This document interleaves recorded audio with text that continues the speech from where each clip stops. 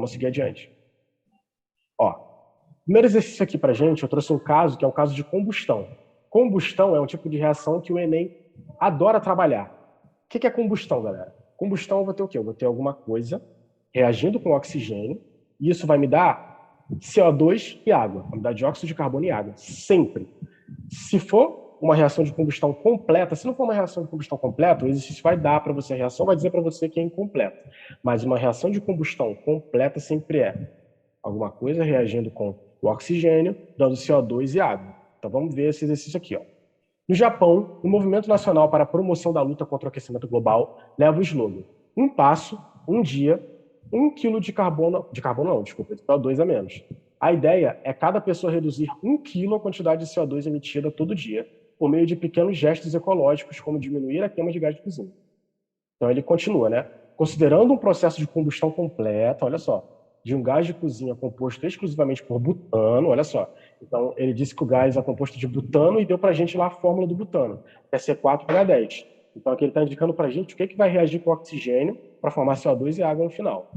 A mínima quantidade desse gás que o japonês deve deixar de queimar para atender a meta diária, apenas com esse gesto, é de... Ele quer saber o quê? Então, a mínima quantidade que o japonês tem que deixar de queimar do butano para a gente conseguir reduzir pelo menos 1 quilo a emissão diária de CO2, né? Aí ele dá para a gente as massas molares, que foi o que a gente falou lá atrás. A massa molar do CO2, que é 44 gramas por mol, a massa molar do butano, que é 58 gramas por mol. Então vamos continuar. Lembra que o primeiro passo é a gente fazer o quê? Identificar qual é a nossa reação. Então vamos lá. Ó, se ele está dizendo que ele tem um gás de cozinha, e o gás de cozinha ele está sofrendo um processo de combustão, eu já sei que o butano está reagindo com oxigênio para gerar CO2 e água. Então eu já consigo montar ali a nossa reação. Certo? Segundo passo. A gente sabe que essa reação não está balanceada, né? Porque a gente tem 4 carbonos lá do lado esquerdo da reação e tem tem um carbono do lado direito da reação. 10 hidrogênios e 2 hidrogênios do lado direito. Olha só, a gente tem que balancear essa equação aí. Então, eu já botei aqui essa equação balanceada. Esse 13,2 aqui, ele dá 3,5. 3,5 não, desculpa, ele dá 6,5. Porque se eu for multiplicar 6,5 por 2, eu tenho exatamente a quantidade de oxigênio que eu tenho do outro lado. Né? Do outro lado eu tenho 8, 4 vezes 2, 8, 8 mais 5, 10, eu tenho 13, né? Então, 6,5 vezes 2 me dá 13 oxigênios lá do lado dos reagentes. Então, eu tenho, do lado direito da reação, eu tenho 13 átomos de oxigênio, e do lado esquerdo da reação, eu tenho 13 átomos de oxigênio também, que é o átomo mais difícil aqui da gente balancear nessa equação química por conta desse número fracionado aqui que a gente tem que adicionar, que é o 13,2, certo? Reação balanceada, eu parto para o meu terceiro passo. Meu terceiro passo, né, é estabelecer as relações, primeiro pegar as quantidades que o enunciado me deu, estabelecer as relações entre números de mols, massa e volume, e depois fazer uma regra de 3. Aqui eu juntei tudo, na verdade. Eu passo 3, passo 4 com o passo 5, certo? O enunciado deu para a gente que ele quer diminuir 1 quilo da emissão de CO2, certo? Então, por exemplo, eu coloquei aqui, ó, primeiro a nossa relação estequiométrica, que é indicada pelos coeficientes estequiométricos, né? Relação número de mols. Eu sei que 1 mol do butano gera 4 mols do CO2. Então, já montei aqui nossa tabelinha. 1 mol do butano gerando 4 mols de CO2.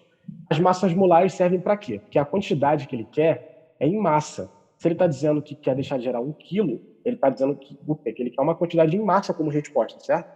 Então, é por isso que ele dá as massas molares para a gente. 44 gramas por mol, 58 gramas por mol. Como eu tenho 4 mols do CO2 nessa reação, eu tenho que multiplicar a massa molar do CO2 por 4. Eu tenho 4 vezes 44 gramas aqui. Do outro lado, da regra de 13, eu tenho 58 gramas, que é a quantidade da massa molar do butano. Olha, mas como eu tenho que resolver com uma regra de 3, eu preciso de um outro elemento, né? Por exemplo, ele disse que quer deixar de emitir 1 quilo. Como eu estou trabalhando com grama, eu converti 1 quilo para grama, né? O que eu fiz? Eu multipliquei. Para converter de quilo para grama, eu multiplico.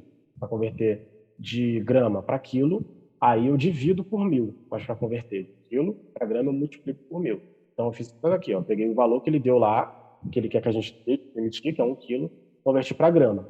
E aqui do outro lado da regra de 3, eu vou achar, então, a quantidade mínima desse gás, o butano, que é o gás de cozinha, que eu tenho que deixar de consumir para poder reduzir essa emissão diária de 1.000 gramas de CO2 ou então 1 quilo de CO2. Eu achei que é 0,33 quilos, né, já convertido para quilo. Eu acho o resultado em grama, mas aí eu converti para quilo, certo?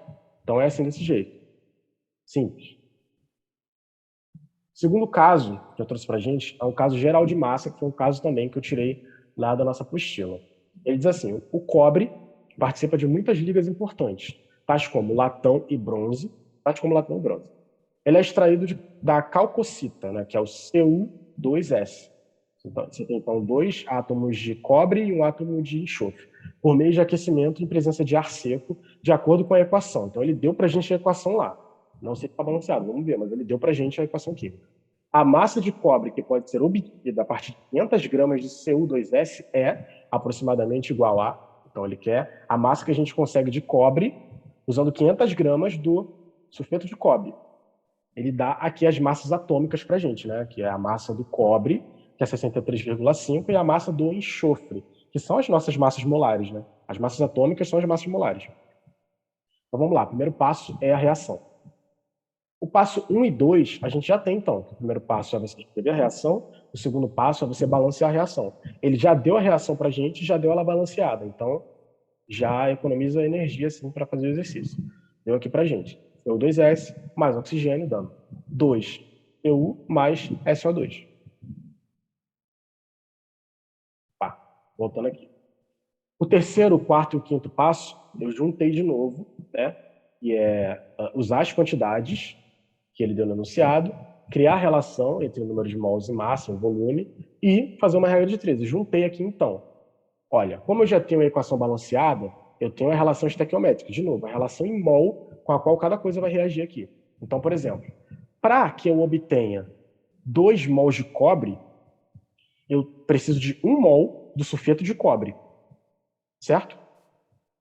Mas, se eu tiver 159 gramas de sulfeto de cobre, que é a massa molar dele, eu fiz o quê?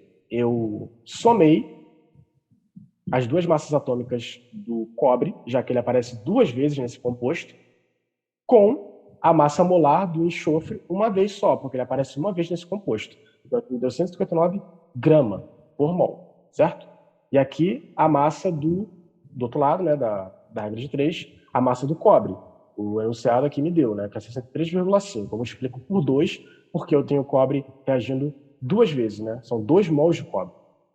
Então, eu faço essa relação aqui. Mas a quantidade que a gente tem para obter o cobre são 500 gramas de sulfeto de cobre. Então, eu jogo essa relação aqui na regra de 3, né? Se eu preciso de 159 gramas de sulfeto de cobre para obter essa quantidade aqui de cobre, para quanto de cobre que eu vou obter se eu tiver 500 gramas de sulfeto de cobre? Eu acho aqui que eu vou obter 400 gramas de cobre. Repararam que a parte importante aqui é você ler o enunciado, se atentar às informações da equação química, se ela está balanceada ou não. Depois, você entender os valores que ele te deu. Por exemplo, ele me deu aqui 500 gramas do seu U2S, que é sulfeto de cobre. Depois, você criar uma relação entre mol e massa. E depois, você fazer a regra de 3 para conseguir achar o que o enunciado está te pedindo. Assim como eu fiz aqui. Certo? Então, é isso. O terceiro e último caso que eu vou trazer nessa aula para vocês é o caso geral de massa e volume, certo? O primeiro caso foi um caso de combustão. É um caso que só envolve massa também, mas é um caso à parte que é a combustão, que vai ter sempre aquela equação geral, que é alguma coisa mais oxigênio gerando CO2, que é o dióxido de carbono, mais a água. O segundo caso foi só um caso só de massa, e esse caso aqui é um caso de massa e volume. Então vamos lá. O exercício diz o seguinte: a combustão do gás amoníaco, que é o NH3, que é a amônia, é representada pela seguinte equação. Deu lá a equação para a gente. Vamos ver se ela está balanceada. A massa de água em gramas, obtida a partir de 89,6 litros do gás amoníaco nas CNTP, vamos ver o que é isso, é igual a, deu lá os dados de massa molar para a gente da água, e deu o volume molar nas CNTP, que é 22,4 litros. Vamos ver. Primeira coisa, passo 1 e 2. Escrever a reação, balancear a reação. eu já tenho as duas coisas, porque o enunciado deu para a gente a reação balanceada, que é essa daqui. Terceiro passo, qual que é? A gente fazer as relações de quantidades que o enunciado deu para a gente. Pessoal, uma coisa. As CNTP são as condições normais de temperatura e pressão, por isso que é CNTP, condições normais de temperatura e pressão. Quais são essas condições? 1 atm de pressão e 25 graus Celsius. Essas são as condições normais de temperatura e pressão. Para a gente, nessas condições, 1 mol de qualquer gás, nessas condições que eu citei agora, que são as CNTP, vai equivaler a 22,4 litros desse mesmo gás. Certo? Então, na CNTP, que é 1 atm de pressão e 25 graus Celsius de temperatura, se eu tiver 1 mol de qualquer gás, eu vou ter 22,4 litros de qualquer gás. Só que o que eu tenho no enunciado, então, é 89,6 litros do gás amoníaco. Se eu sei que 1 mol desse gás equivale a 22,4 litros desse mesmo gás, ora, se eu tenho 89,6 litros desse gás, quantos mols de gás amoníaco eu vou ter? Eu vou ter 4 mols de gás amoníaco.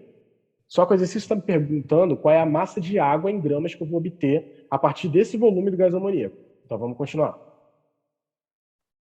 Passos 4 e 5, né, que são os passos de estabelecer uma relação entre massa, mol e volume. Aqui as relações são desses três, né? Massa, mol e volume.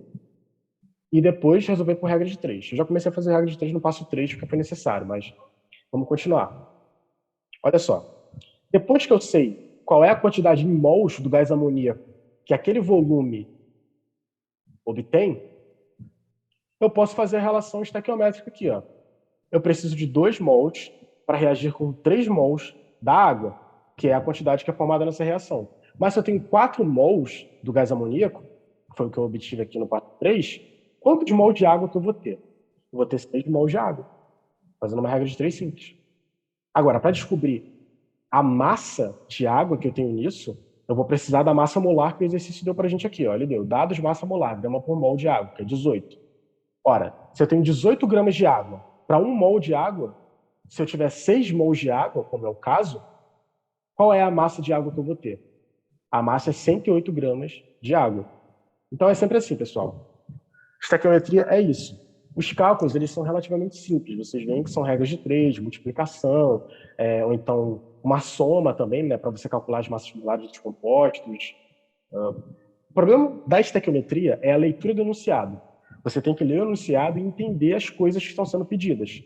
Aquele passo a passo que eu coloquei lá no slide anterior, não no slide anterior, né, alguns slides atrás, eles vão ser bem importantes para ajudar vocês a resolver alguns exercícios. A gente deve resolver mais exercícios de estequiometria em monitoria, nas aulas síncronas, mas por enquanto é isso aqui. E essa foi a primeira parte dessa aula de estequiometria. Ainda vou comentar sobre a segunda parte, né? Vou trazer para vocês a segunda parte em outra aula. Mas por hoje é isso. A gente fica por aqui.